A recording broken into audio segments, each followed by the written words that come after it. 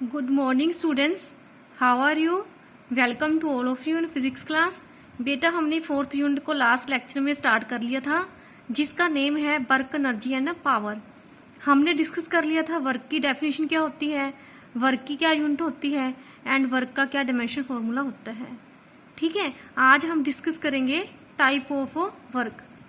So today our first topic is nature of work और types of work. Work की nature 3 type की होती है, positive work, negative work and zero work. सबसे पहले बेटा हम डिस्कस करते हैं what is the meaning of positive work.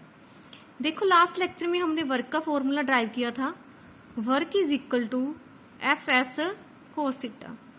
ठीक है, applied force F and displacement S are parallel to each other. ठीक है, अगर मतलब कि जो हम किसी बॉडी को ऑब्जेक्ट को फोर्स अप्लाई करेंगे, बॉडी सेम डायरेक्शन में मूव करे जिस डायरेक्शन में हम फोर्स अप्लाई करते हैं, ठीक है, then work is called positive work. ठीक है, जैसे लेट अस सपोज ये हमारे पास पेन है, हमने इसको फोर्स अप्लाई किया इस डायरेक्शन में, ठीक है, तो डिस्प्लेसमेंट भी इस डायरेक्शन में है, तो वर्क डन क्या होएगा, पॉजिटिव। मतलब कि जो फोर्स और डिस्प्लेसमेंट है दोनों सेम डायरेक्शन में होते हैं, जहां हम इसको ऐसे कह सकते हैं पैरेलल होते हैं। ठीक है, इसका मतलब क्या होएगा, जब वर्क डन पॉजिटिव होएगा तो इसकी वैल्यू क्या आएगी, पॉजिटिव। इसका मतलब जो कोस थीटा है उसकी वैल्यू क्या आएगी, पॉजिटिव। कोस थीटा की वैल्यू पॉजिटिव क्या होती है, देखो बेटा जो कोस 0 है उसकी वैल्यू 1 होती है, कोस 90 की वैल्यू क्या होती है, 0। ठीक है, कोस 180 की वैल्यू क्या होती है, -1। तो मतलब कि इन सारी टर्म की वैल्यू पॉजिटिव कब आएगी, जब जो एंगल है या तो 90 के इक्वल होएगा या लेस देन 90 होएगा। ठीक है, so angle is acute in case of positive work. ठीक है, क्या क्या कंडीशन है पॉजिटिव वर्क की, force and displacement are parallel to each other, angle is acute मतलब कि लेस देन और इज इक्वल टू 90। नेक्स्ट इसकी example, when a body fall freely under the action of gravity. देखो अगर हम किसी ऑब्जेक्ट को ऐसे फेंकते नीचे, ठीक है, जो ग्रेविटी है वो भी डाउनवर्ड एक्ट कर रही है, और जो बॉडी का जैसे देखो ध्यान से डिस्प्लेसमेंट है उसने भी डाउनवर्ड डायरेक्शन में डिस्टेंस ट्रेवल किया। मतलब कि फोर्स, जो फोर्स मतलब कि बॉडी को नीचे लेके आ रहा है वो भी डाउनवर्ड एक्ट कर रहा है, और डिस्प्लेसमेंट भी डाउनवर्ड है। इसका मतलब क्या होएगा, दोनों के बीच में एंगल 0, कोस थीटा की वैल्यू पॉजिटिव होएगी। ये एग्जाम्पल है पॉजिटिव वर्क डन की। Second example, when A spring is stretched, work done by the stretching force is positive. अगर हम स्प्रिंग को स्ट्रेच करते हैं किसी भी इलास्टिक बॉडी को, तो हम उसको ऐसे करते हैं ना, मतलब कि फोर्स भी हम इस डायरेक्शन में लगाते हैं, डिस्प्लेसमेंट भी इस डायरेक्शन में ट्रेवल होता है। या देखो अगर हम स्प्रिंग को ऐसे करके कंप्रेस करेंगे, फोर्स भी हम इस डायरेक्शन में लगाएंगे, जो डिस्प्लेसमेंट है वो भी इस डायरेक्शन में ट्रेवल होएगा। ओके, नेक्स्ट हम डिस्कस करते हैं नेगेटिव वर्क। वर्क का हमारे पास फॉर्मूला होता है एफ एस कोस थीटा। ठीक है, नेगेटिव वर्क डन के केस में फोर्स और displacement are anti parallel to each other. जो फोर्स और डिस्प्लेसमेंट होंगे दैट आर एंटी पैरेलल। ठीक है, एंटी पैरेलल मतलब कि इन दोनों की डायरेक्शन क्या होगी, अपोजिट। ठीक है, इसका मतलब जो एंगल होएगा यहाँ पे कोस थीटा की वैल्यू नेगेटिव आएगी। कोस थीटा की वैल्यू कब नेगेटिव होती है, जब एंगल इज ग्रेटर देन 90। ठीक है, मतलब इस केस में एंगल क्या होएगा, ऑब्ट्यूज। इसकी example, when a body is throne up it is motion is opposed by the gravity. देखो अगर हम किसी ऑब्जेक्ट को ऐसे डाउनवर्ड फेंकते हैं तो ये तो पॉजिटिव वर्क डन हुआ। अगर हम किसी मतलब कि बॉल को अपवर्ड डायरेक्शन में थ्रो करते हैं तो ग्रेविटी तो डाउनवर्ड एक्ट कर रही है, but object up distance travel कर रहा है, इसलिए वर्क डन क्या होएगा, नेगेटिव। नेगेटिव वर्क डन में एफ और एस की डायरेक्शन अपोजिट होती है, मतलब कि एंगल क्या होएगा, 180। ठीक है, कोस 180 की वैल्यू क्या होती है, -1। सो वर्क डन क्या होएगा, नेगेटिव।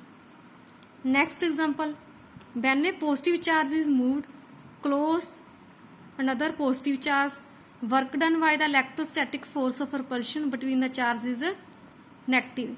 अगर हम मतलब कि 2 पॉजिटिव चार्ज को आपस में क्लोज लेके आते हैं, देखो पॉजिटिव चार्ज को हम ऐसे करके क्लोज लेके आएंगे बट उनमें रिपल्शन होएगी। ठीक है, मतलब कि फोर्स तो हम इस डायरेक्शन में लगाएंगे, चार्ज ऐसे मूव करेंगे, तो वर्क डन क्या हुआ, नेगेटिव। ऐसे अगर हम 2 नेगेटिव चार्ज को ऐसे क्लोज लेके आते हैं फोर्स तो हम इस डायरेक्शन में लगाएंगे, तो चार्ज ऐसे करके मूव करेंगे, वर्क डन क्या होएगा, नेगेटिव। नेक्स्ट हम डिस्कस करते हैं जीरो वर्क। वर्क का फॉर्मूला क्या होता है, F S cos theta. When F and S are और बोथ आर जीरो, या तो एफ जीरो होएगा या एस जीरो होएगा या दोनों जीरो होंगे, तो वर्क डन कितना होएगा, जीरो। इसको हम वैसे एग्जांपल लेके प्रूव करते हैं। जैसे हमारे पास कोई भी बॉल है, उसको हम मतलब कि ऐसे करके पुश करते हैं, तो उसकी कोई मूवमेंट नहीं होती ना बॉल की, ठीक है। इसका मतलब डिस्प्लेसमेंट कितना होता है, जीरो। वर्क डन कितना होएगा, जीरो, ठीक है। जीरो वर्क के केस में एफ भी जीरो हो सकता है, एस भी जीरो हो सकता है, दोनों भी जीरो हो सकते हैं, ठीक है। और इनके बीच में एंगल, एफ और एस के बीच में एंगल कितना होएगा, 90, मतलब कि F O and S are perpendicular to each other, ठीक है। सेकंड एग्जांपल देखो, man carrying a load and walking horizontally does not work done because force applied by him is in the upward direction and displacement in the forward direction। अगर man ने load carry किया हुआ है, ठीक है, तो work done क्या होगा, zero. Because applied force by him is in the upward direction, जो मतलब कि मैन फोर्स अप्लाई करता है वो तो अपवर्ड होएगा, जो डिस्प्लेसमेंट है ऐसे फॉरवर्ड डायरेक्शन में होएगा, मतलब कि इनके बीच में क्या होएगा, एंगल जीरो, तो वर्क डन कितना होएगा, जीरो। देखो जो जीरो वर्क डन होता है उसमें एफ भी जीरो हो सकता है, एस भी जीरो हो सकता है, दोनों भी जीरो हो सकते हैं। या एफ और एस में क्या होएगा, एंगल 90, ओके। जैसे कोई भी बॉडी सर्कुलर पाथ में मूव करती है, तो अगर कोई ऑब्जेक्ट सर्कुलर पाथ में मूव करता है, उसको मूव करने के लिए कौन सा फोर्स चाहिए, सेंटीपिटल फोर्स।